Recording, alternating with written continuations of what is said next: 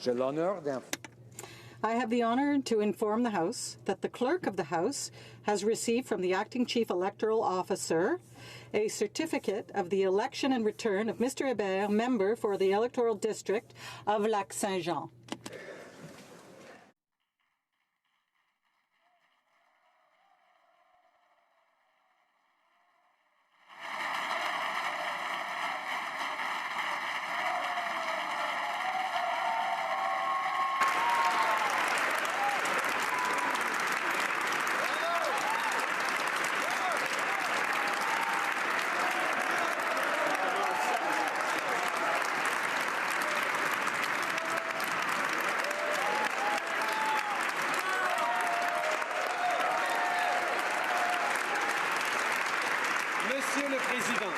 Mr. Speaker, I have the honour to present to you Scheer Rehabilitation, member for the Electoral District of Lac-Saint-Jean, who has taken the oath, signed the roll, and now claims the right to take his seat. I have the honour to present to you Mr. Scheer Rehabilitation, member for the Electoral District of Lac-Saint-Jean, who has taken the oath, signed the roll, and now claims the right to take his seat. Let the honourable member take his seat.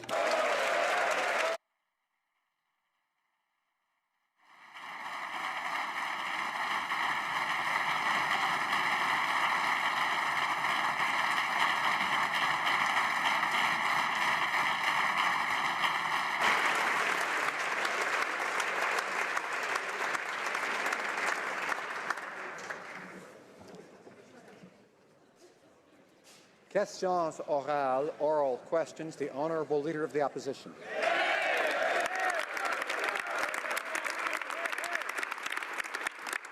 Mr. Speaker, ISIS terrorists are criminals who fought against our country, but they are now being welcomed back to Canada by the Prime Minister with the promise of reintegration services to help them. Now, Canadians are shocked and alarmed that their government is not taking any steps to protect them. This is the #1 job of any government. So will the Prime Minister stand today and tell us exactly how many ISIS fighters have returned to Canada and how many of those are currently in jail or under government surveillance? Right Honourable Prime Minister. Mr. Speaker, one of the top priorities of any government is to ensure the safety and security of Canadians, and we ensure that every day. Our national security agencies are combating the phenomenon of Canadians participating in terrorist activities overseas. We use a number of tools to address the threat posed by these individuals, including the Passenger Protect program, cancelling, revoking or refusing passports, and laying criminal charges. Our national security agencies are carefully monitoring these individuals, and our law enforcement agencies do the difficult work of collecting evidence required for convictions in Canadian courts. Chef de l'Opposition. The Honourable Leader of the Opposition. Who got on a plane to fight for ISIS and watched as our allied soldiers were burned to death in a cage. Yes. These are people who got on a plane to go fight for an organization that sells women and girls into slavery. These are people who left Canada to go and fight for a group of people who push homosexuals off of buildings just for being gay. So can the Prime Minister explain to the House exactly what kind of a program, a reintegration service, would look like for the people who commit these kinds of atrocities? Right Honourable Prime Minister. Mr. Speaker, we take very seriously the protection of Canadians and will continue to. We also continue to carefully monitor trends in extremist travel, and in our national security agencies work together to ensure our response reflects the current threat environment. We recognize the return of even one individual may have serious national security implications.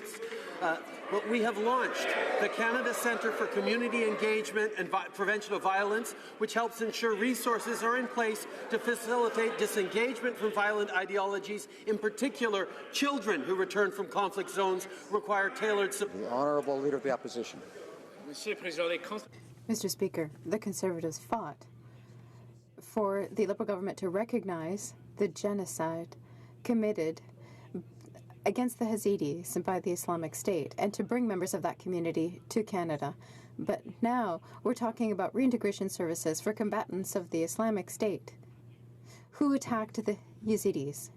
Why does the Prime Minister have so much difficulty supporting victims, and can he tell us exactly how many terrorists from the Islamic State have come back to Canada? The Right Honourable Prime Minister. Mr. Speaker, The work of every member of this House is to ensure that we can welcome hundreds of families and children of Yazidis, to demonstrate that we are welcoming of people who are victims of terrorism. At the same time, we want to make sure that we protect and defend all Canadians by making sure that there is a follow-up on people who return from abroad, and we are going to monitor them. We are also there to help them to let go of that terrorist ideology. The Honourable Leader of the Opposition, order.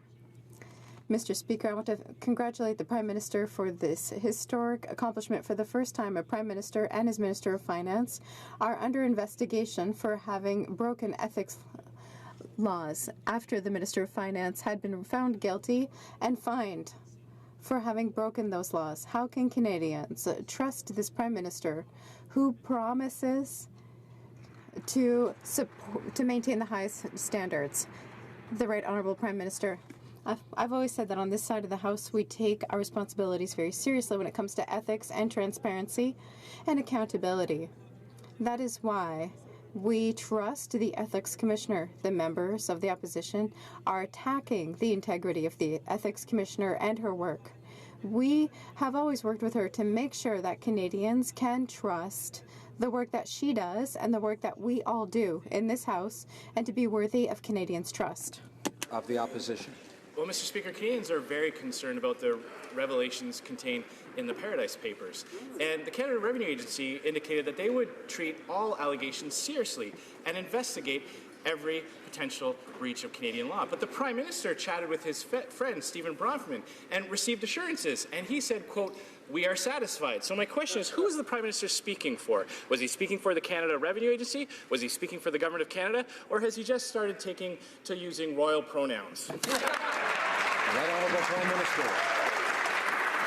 Mr. Speaker, this government takes very seriously the responsibility of going after tax avoidance and tax evasion. That's why we've invested close to $500 million over the past, close to $1 billion over the past 2 years to ensure that people are all paying their fair share of taxes. That has resulted in significant actions, and we are in the process of recovering $25 billion of monies avoided and evaded. This is what Canadians expect, and that is what we are going to continue to do. The Honourable Member for Rimouski-Neigette-Témiscouata-Les-Basques. Mr. Speaker, for weeks, the Minister of Finance has repeated that he didn't break the law and that he followed all the rules, even when the Ethics Commissioner fined him because he had broken the law. He kept saying that he had done nothing wrong. Now, the Ethics Commissioner confirmed that she has started an investigation of his involvement in the tabling of Bill C-27. How can the Prime Minister continue to defend his minister while he is under official investigation? The Right Honourable Prime Minister. Mr. Speaker, the Ethics Commissioner exists in order to decide on the effect beyond partisanship and beyond the attacks of the opposition on the government. We, on this side of the House, have every confidence in the work and the integrity of the Ethics Commissioner, and it's unfortunate to see members of the party on their side to attack the integrity of a parliamentary institution. The Honourable Member for Rimouski-Neigette-Témiscouata-Les-Basques. When I look at the involvement of the Minister of Finance in Bill C-27, everyone sees the same thing. All the opposition parties flag problems, and today we found out that Canada Post Union for its retirees, raised the same concerns to the Commissioner. I teach my children to take responsibility for their actions, and I'm sure that the Prime Minister does the same thing with his children. Is he going to ask any less of the Minister of Finance? The Right Honourable Prime Minister. Mr. Speaker, we expect for every member of this House to work with the Ethics Commissioner to make sure that we are worthy of Canadians' trust. That is what, on this side of the House, including the Minister of Finance, has always done. We have always worked with the Conflict of Interest and Ethics Commissioner to make sure we follow her advice. And on this side, we have trust in the integrity and the work of the Ethics Commissioner. Skeena Bulkley Valley. Mr. Speaker, it seems this Prime Minister will walk across broken glass to defend his ethically embattled Finance Minister, but won't lift a finger to help out Canadian pensioners. Bill C-27 is not only a clear attack on workers' pensions, it's also a massive conflict of interest. The opposition hears it and raises concerns. Liberals refuse to. Canadians see it and Liberals ignore it. Ethics Commissioner is speaking about it, but Liberals won't even mention it. She's launched an official investigation into this minister and this bill. So will the Prime Minister maybe update his hear no evil, see no evil, speak no evil ethics code? Right Honourable Prime Minister. Mr. Speaker, I sat in this House for many years at the same time as a member from Skeena Bulkley Valley, listening to the previous Conservative government attack the institutions of Parliament, the commissioners of Parliament, and the frameworks that supported our democracy. It was disappointing to hear him this weekend go after the Ethics Commissioner, impugn her integrity and her capacity to do her job. I think we all would expect better from the New Democratic Party.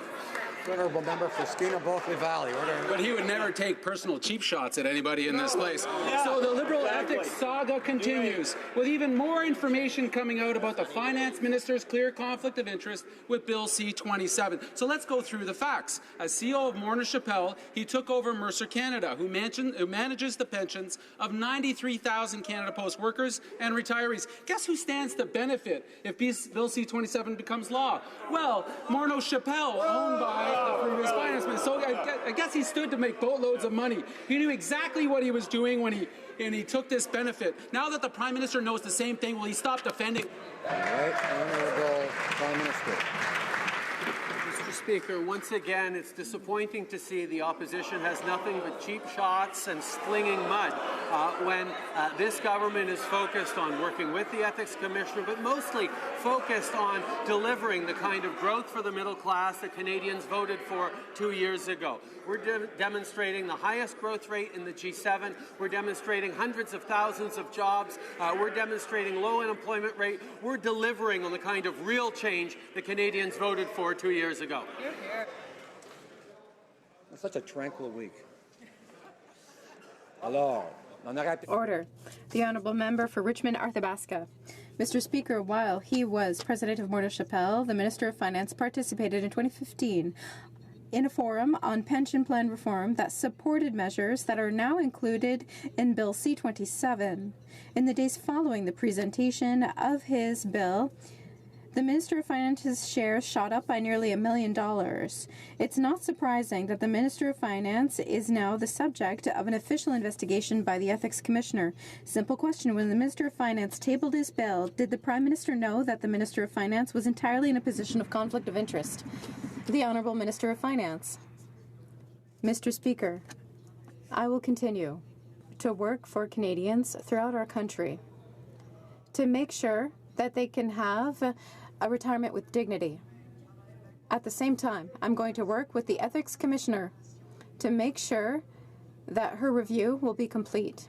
In my opinion, I need to continue to help Canadians to have a dignified retirement, and that's the goal here. The member for Richmond-Arthabaska.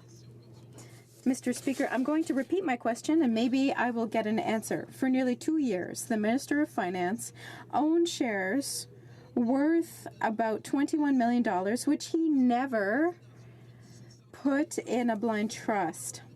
He supported a pension plan reform that would serve his own interests and those of his little Liberal friends. And now we have the Prime Minister and the Minister of Finance who are being investigated by the Ethics Commissioner. Mr. Speaker, how can Canadian men and women still trust this government on the other side of the House? The Honourable Minister of Finance. Mr. Speaker, I will continue to work with the Ethics Commissioner to make sure that I have no conflicts of interest. I've sold all my shares in Morna Chappelle. That was one way to make sure that I cannot have a conflict of interest, and it is certainly the case now. The mess these Liberals get themselves into just never seems to end. It is now confirmed that the Finance Minister is under investigation by the Ethics Commissioner for the fact that he benefited from legislation that he personally introduced. Incredibly, we have 3 cabinet ministers from this government currently under investigation, including the Prime Minister, who's still being investigated for his billionaire holiday, and the Finance Minister being investigated for the 2nd time. With all of these investigations, how can these Liberals be trusted? Honourable Minister of Finance. Mr. Speaker, I will continue to work to assure that Canadians can retire in dignity. I will continue to work with the Ethics Commissioner to make sure that her examination is complete. Now that I've sold all my Morneau Chappelle shares and made a large donation to charity, I'm looking forward to continuing these efforts on behalf of Canadians. The Honour of Order.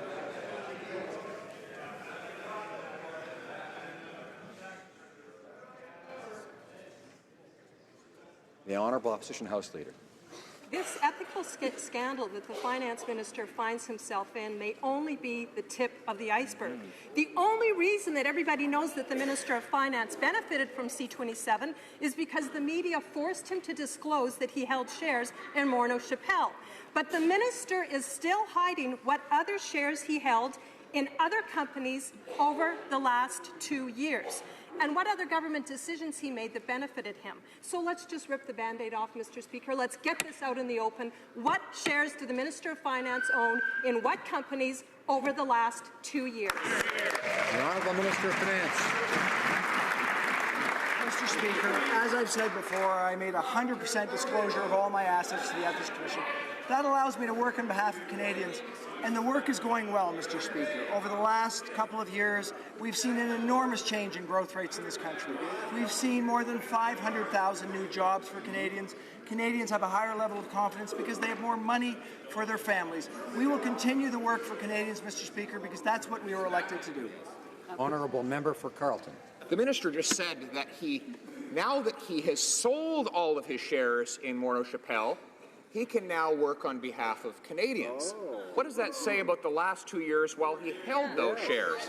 During that time, he introduced a bill creating the very targeted benefit pension plans that his company designs and profits from. That's right. His whole defense has been that he's always asked the Ethics Commissioner for her permission. Did he have her permission to introduce this bill? The Honourable Minister of Finance. Mr. Speaker, as I've said, I will continue to work on behalf of Canadians. That's the important work that we're doing.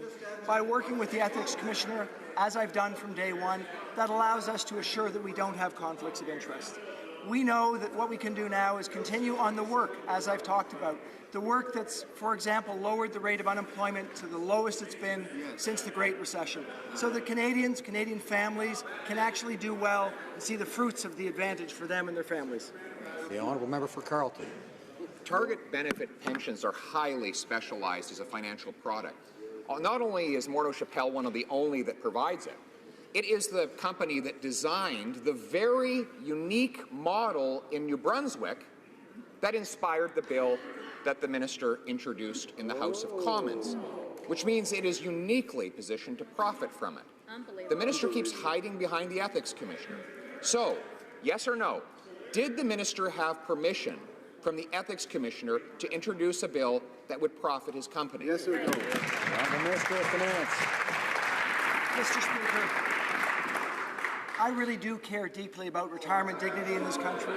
I want to make sure that Canadians have the ability to retire with the kind of opportunity they have to continue their life in dignity after they retire. And that means assuring that they have really good pension plans, that they have more options than just defined contribution pension plans. We will continue to work on behalf of Canadians because we know that that's what they want us to do. Absolutely. The Honourable Member for Hamilton Mountain.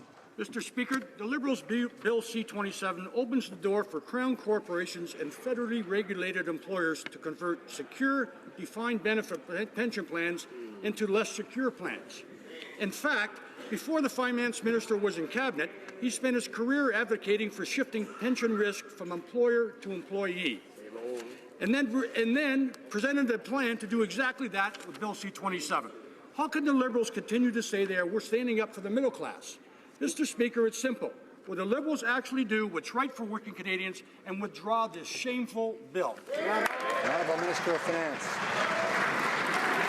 Mr. Speaker, the Liberal Party, the government, will continue to defend Canadians in defined benefit plans. We think that's critically important.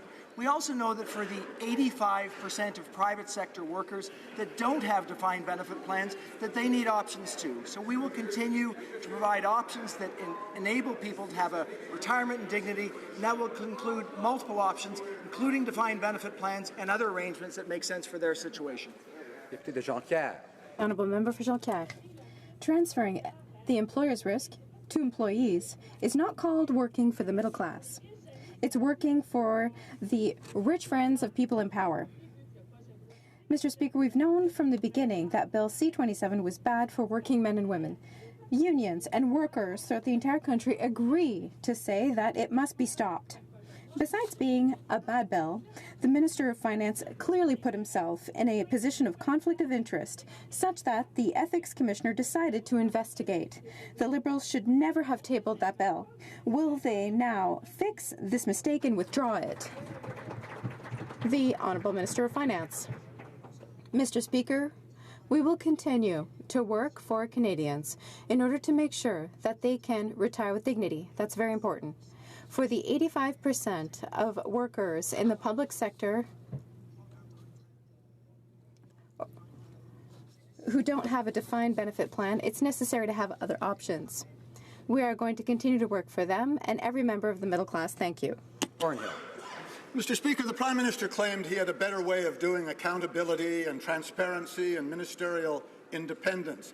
But the PM didn't miss a beat preempting a transparent investigation by the Revenue Minister regarding questions raised by the Paradise Papers about offshore tax avoidance, tax evasion, and links to Chief Liberal bagman Stephen Bronfman.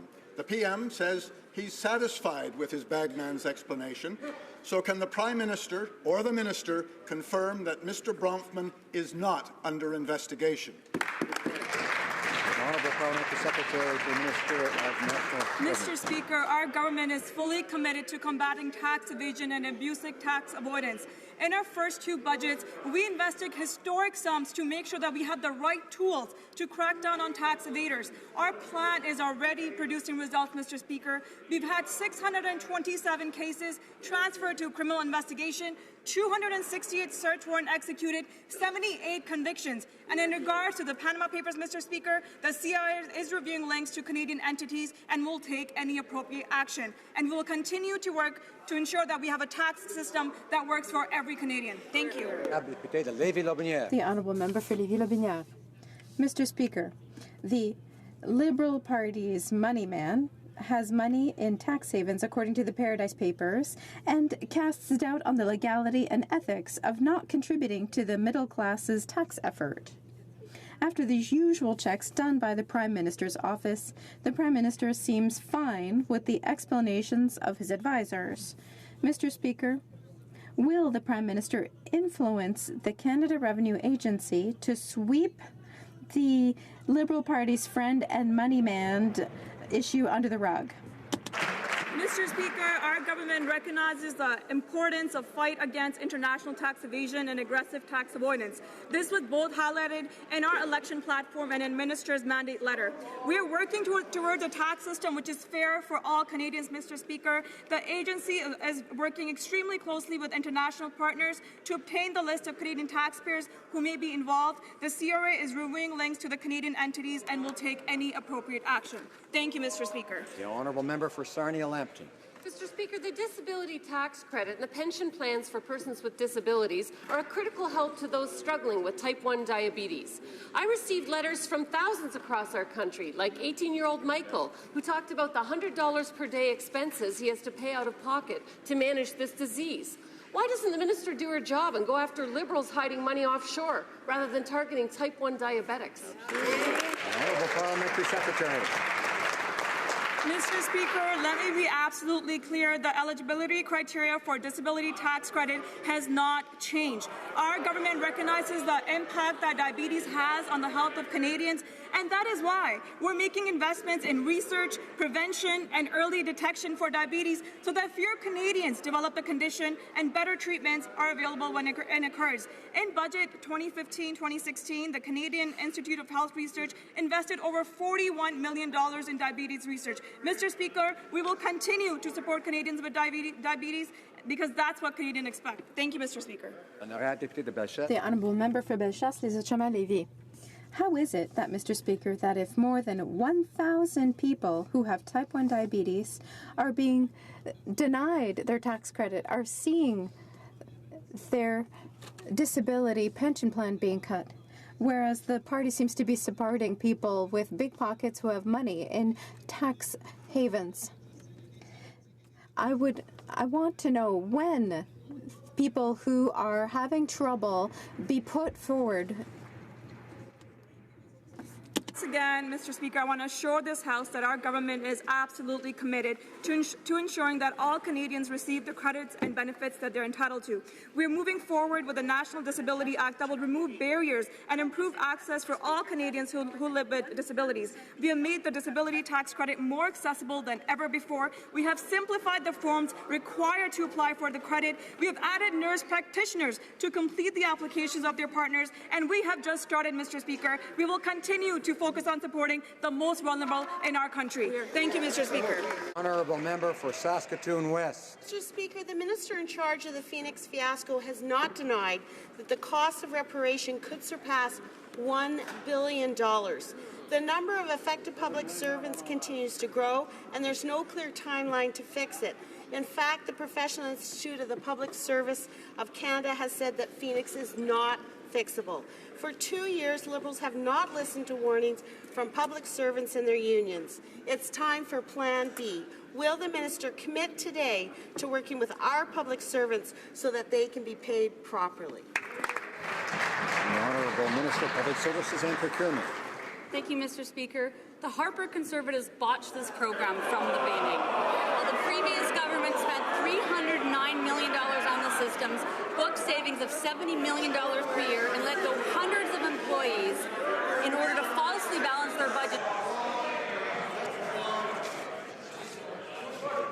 Order.